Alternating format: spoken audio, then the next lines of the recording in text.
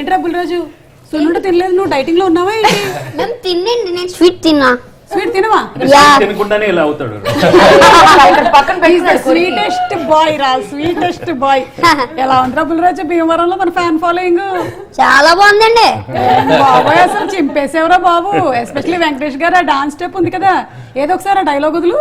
మా నాన్న ఇట్ట ఒక స్టెప్ పెట్టి నాజూగ్గా ఇట్ట ఫోజెట్టి అసలు అంటే వెంకటేష్ గారి ఈ స్టెప్పుల గురించి కానీ, లేకపోతే ఈ చెయ్యి పైకెత్తితే పట్టేస్తుంది, టైట్ అయిపోతుంది అనే ఐడియా ఏంటంటే ఎవరికైనా యాక్చువల్లీ జరిగిందా సెట్ లో అని నాకు డౌట్. నాకు సతీలీలావతి సినిమా చాలా ఇష్టం, కమల్ హాసన్ గారిది.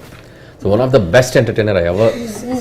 దాంట్లో కమల్ హాసన్ గారు కోవై సార్ల కెమిస్ట్రీ ఎక్స్ట్రాడినరీ, అసలు అది నెవర్ బిఫోర్ ఎవర్ ఆఫ్టర్. నేను ఈ సినిమా అనుకున్నప్పుడు దాంట్లో ఒక 1% టింజ్ నాకు అడాప్ట్ చేసుకుందాం అనిపించి నేను కొద్దిగా ఆ స్టైల్ వెళ్ళాను. దాంట్లో ఇన్స్పైర్ అయిన ఒక కైండ్ ఆఫ్ గెస్చర్ అది. సో దాంట్లో అట్లాంటి ఒక చిన్న చిన్న భలే బ్యూటిఫుల్గా ఉంటాయి వాళ్ళిద్దరి మధ్య అండర్స్టాండింగ్. సో అది నేను కొద్దిగా మార్చుకొని కొద్దిగా వెంకీ గారి బాడీ లాంగ్వేజ్ కి కొద్దిగా అడ్జస్ట్ చేసాం. అది బాగా పేలింది. చెప్పగానే తెలిసిపోయింది. అనిల్ చెప్పాడు ఇలాంటిది ఏదో అంతే. పైగా వెంకటేష్ గారు ఎక్కడైనా మనకి జనరలీ ఒక ఫైట్ జరుగుతుంది బిగినింగ్ సీన్ లోనో తర్వాత సీక్వెన్సెస్ లోనో, కానీ ఇక్కడ ఎక్కడా కూడా మీరు even though you are an ex cop, మీరు అలా కాకుండా కేవలం పెళ్ళాలు పెట్టినటువంటి టార్చర్లకే మీరు ఫైట్ చేశారు చూసారు ఎండ్ లో. అది మాత్రం వేరే లెవెల్ అండి.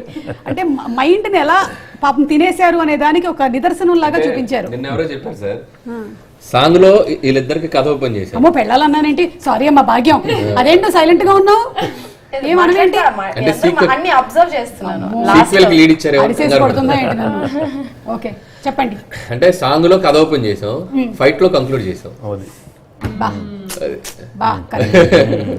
కానీ చెప్పాలి, చాలా మంది ఫోన్ చేసి దట్ బా